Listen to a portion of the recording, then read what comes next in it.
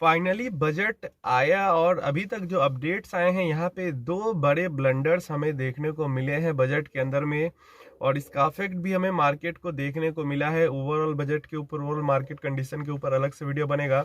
लेकिन अगर आपने आज देखा होगा तो कैपिटल मार्केट वाले जो स्टॉक्स हैं जैसे कि बॉम्बे स्टॉक एक्सचेंज, बीएससी या एंजल वन हो गया, ग्रो हो गए, ये सब 8-8, 10-10% तक क्रैश किए हैं। मिड मार्केट में वापस रिकवर भी हुए हैं, लेकिन फिर भी 6%, 8%, 5% कैपिटल मार्केट में जो स्टॉक्स पार्टिसिपेट करते हैं, मतलब ब्रोकर हो, एक्सचेंज हो, ये सब जो स्टॉक्स हैं वो काफी हेविली क्रैश किए हैं। और इसका बहुत बड़ा एक रीजन हमारे पास निकल के आ जाता है आज के बजट के अंदर में जो एसटीटी को लेकर अनाउंसमेंट हुआ है। हर बार हम ये मतलब देख रहे हैं, पिछले बजट में भी देखा बीच में और अभी भी देख रहे हैं, एसटीटी को लगातार बढ़ाया जा रहा है। फ्यूचर्स एंड ऑप्शंस के ऊपर अप टू 150% तक एसटीटी को बढ़ा दिया गया है। फ्यूचर्स के अंदर 0.02% को बढ़ा के 0.05% कर दिया गया है एसटीटी को, एंड ऑप्शंस के अंदर 0.1% से बढ़ा के 0.15% एसटीटी को कर दिया गया है। एसटीटी को लाया गया था 2004 के अंदर में। एलटीसीजी को हटाया गया था, long term gain capital gain tax को हटा के एसटीटी लगा दिया गया। और 2018 में लॉन्ग टर्म गेन को वापस लिया गया और एसटीटी को भी साथ में रहने दिया गया। तो वहां पे डबल टैक्सेशन ऑलरेडी हो गया था। उसके बाद से हम देखें तो long term capital gain tax भी बढ़ा दिया गया, short term capital gain tax भी बढ़ा दिया गया, पिछले साल एसटीटी भी बढ़ाई गई और इस बार फिर से एसटीटी सिक्योरिटीज ट्रांजेक्शन टैक्स को बढ़ाया गया है। तो बिल्कुल ये पॉजिटिव खबर नहीं है स्टॉक मार्केट पार्टिसिपेंट्स के लिए। और देखो, सरकार का इंटेंशन ये रहता है, सरकार इसको लेकर ये इंटेंशन अपना दिखाती है, कहती है कि हम फ्यूचर और ऑप्शन के अंदर जो गैम्बलिंग करते हैं उसको हम कम करना चाहते हैं, उसको डीमोटिवेट करना चाहते हैं। अब इस पे जो ट्रेडर्स का जो हाल है, ट्रेडर्स पे जो है इसका इफेक्ट बहुत ज्यादा यहाँ पे होने वाला है। एंड डेफिनेटली पहले से ही 90% लॉस में है। अब जो लॉस में है उनके ऊपर जो है, क्योंकि एसटीटी तो पहले ही कट जाता है तो लॉस में तो एक तो पहले ही से है, उनके ऊपर और ज्यादा यहाँ पे लाइबिलिटी आ जाएगी। जो लोग प्रॉफिट में भी है उनका भी जो खर्चा है प्रॉफिट बनाने का वो बहुत ज्यादा यहाँ पे बढ़ने वाला है। तो डेफिनेटली ट्रेडर्स के ऊपर यहाँ पे एक बिग अटैक मैं कह सकता हूँ एक तरीके से हुआ है। और यहाँ पे ये चीज अच्छी भी नहीं है। अगर mutual fund investor, as a mutual, मैं तो भाई फ्यूचर ऑप्शन के अंदर काम करता नहीं हूँ, as a mutual fund investor हमें डायरेक्टली उतना ज्यादा नुकसान नहीं होगा। लेकिन कई सारी स्कीम्स है जहां पे फ्यूचर्स ऑप्शन के अंदर पोजीशंस फंड मैनेजर बनाते हैं हेजिंग के लिए, या एसआईएफ जो इन्वेस्टमेंट एज ए है वहां पे इसका असर होगा। Arbitrage funds, equity saving funds, इन सब टाइप के हाइब्रिड फंड्स जो हैं जहां पे फ्यूचर एंड ऑप्शंस का काफी ज्यादा यूज होता है फंड मैनेजर के द्वारा, वहां पे जो ट्रांजैक्शन कॉस्ट है वो काफी ज्यादा बढ़ जाएगी।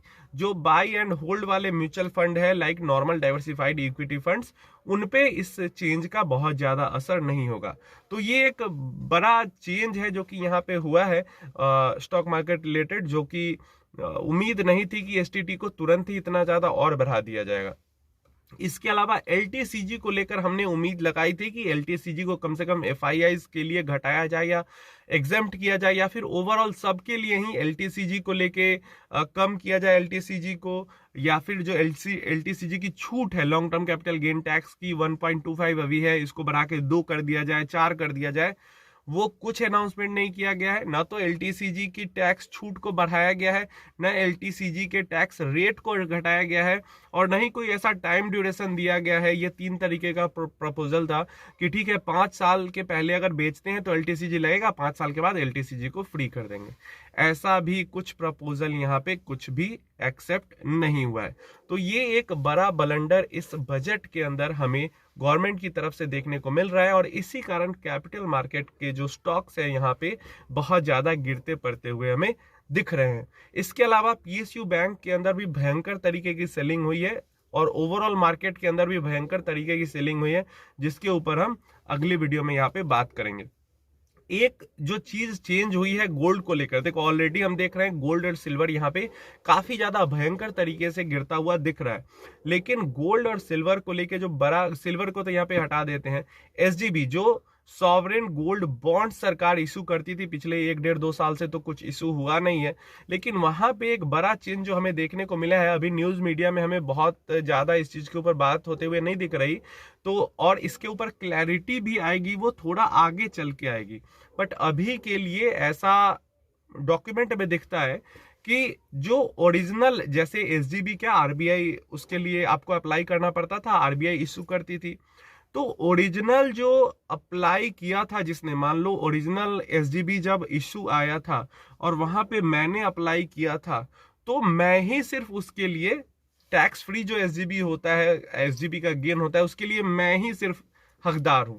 अगर मैंने उस एसजीबी को दोबारा से किसी को बेच दिया, तो दोबारा जिसने खरीदा है उसको टैक्स छूट नहीं मिलेगी। ऐसा इस बजट में कर दिया गया है। पहले क्या था कि एसजीबी जिसके पास भी है, चाहे पहली बार वो जब इशू हुआ था तब खरीदे या फिर सेकेंडरी मार्केट से खरीदे, मतलब स्टॉक मार्केट से खरीदे डीमेट अकाउंट के थ्रू, हर जो भी कैपिटल गेन है एसजीपी पे वो फ्री है, और जो 2% मिलता है साल का वो तो मिलता ही है। बट अब एसजीबी को लेके भी बहुत बड़ा ये बदलाव किया गया है कि जो पहला अप्लायर है वही सिर्फ टैक्स फ्री एसजीबी के लिए हकदार है। अब इससे एक ज्यादा और क्या इशू हो जाएगी कि एसजीबी की लिक्विडिटी स्टॉक मार्केट के अंदर में बहुत ज्यादा घट जाएगी। जो बेचना भी चाहता है, अभी क्या हो रहा था कि एसजीबी अगर कोई बेचना चाहता है सेकेंडरी मार्केट में, तो मतलब एक तो लिक्विडिटी काफी अच्छी थी, खरीदना चाहे कोई तो खरीद भी सकता है इजिली, बाई कर बेचना चाहे तो बेच भी सकता है इजिली।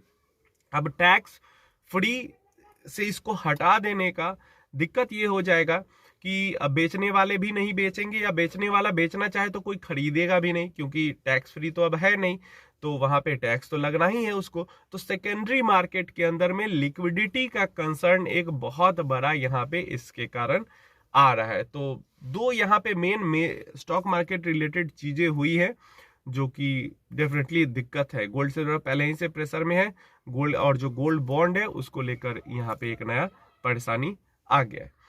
तो इसके अलावा किसी तरीके की कोई एक चीज हुई है, जैसे बाईबैक को वापस से कैपिटल गेन के अंदर कर दिया गया। स्टॉक मार्केट रिलेटेड जो न्यूज है अभी मैं वही आपको दे रहा हूं। बाईबैक, जो शेयर का बाईबैक हो रहा था वहां पे उसको कैपिटल गेन के अंदर कर दिया गया, लेकिन प्रमोटर्स के लिए उसको कैपिटल गेन के अंदर नहीं किया गया, तो वहां पे प्रमोटर्स को थोड़ा सा टैक्स ज्यादा देना पड़ेगा। इसके अलावा डिविडेंड के टैक्स को लेकर कोई बदलाव नहीं किया गया है। ये चीज कम से कम डिविडेंड को वापस से टैक्स फ्री कर देते। चलो एलटीसीजी को लेके बहुत ज्यादा उम्मीद थी, लेकिन कहीं कुछ सरकार ने उस पोर्शन को यहाँ पे टच ही नहीं किया है। इनकम टैक्स को लेकर भी, पर्सनल इनकम टैक्स को लेकर भी कोई बदलाव यहाँ पे नहीं किए गए। जैसा कि मैंने सुबह में हमने बात की थी, तो मैंने बोला था कि हो सकता है हायर टैक्स स्लैब वाला जो रेंज है उसको और ज्यादा बढ़ा दिया जाए, उसको भी कहीं टच नहीं किया है। अब आज क्या दिक्कत है कि जैसे आज जो हमें रिएक्शन स्टॉक मार्केट में देखने को मिल रहा है, वो तो आज संडे है, तो यहाँ पे सारे जो इंस्टीट्यूशन है, फॉरेन वाले कुछ पार्टिसिपेट कर भी रहे होंगे, लेकिन जो डोमेस्टिक हमारे म्यूचुअल फंड्स वगैरह हैं, इंश्योरेंस कंपनीज वगैरह हैं, जो बाई सेल करते हैं, ब्रोकर्स वगैरह हैं, वो सब तो आज छुट्टी पे है, संडे को मार्केट खुली है। लेकिन वो तो आज जो हमें रिएक्शन देखने को मिल रहा है वो प्रॉपर पब्लिक का रिएक्शन देखने को मिल रहा है। एक्चुअल में हमें स्टॉक मार्केट के ऊपर जो रिएक्शन देखने को मिलेगा वो कल मंडे को देखने को मिलेगा, जब इंस्टीट्यूशन स्टॉक्स की बाइंग एंड सेलिंग करेंगे। तो सिर्फ रिटेलर्स के बाई सेल करने से 8-8, 10-10% कैपिटल मार्केट के स्टॉक्स पिटे हुए हैं, और सिर्फ रिटेलर्स के बाई सेल करने से Nifty, mid cap, small cap, large cap सब इतना ज्यादा पिटा पड़ा है। सेक्टोरल इंडाइसेस 3-3, 4-4% गिरे पड़े हैं। तो डेफिनेटली रात को एक वीडियो आएगी जिसमें ओवरऑल बजट रिलेटेड हम लोग बातें करेंगे।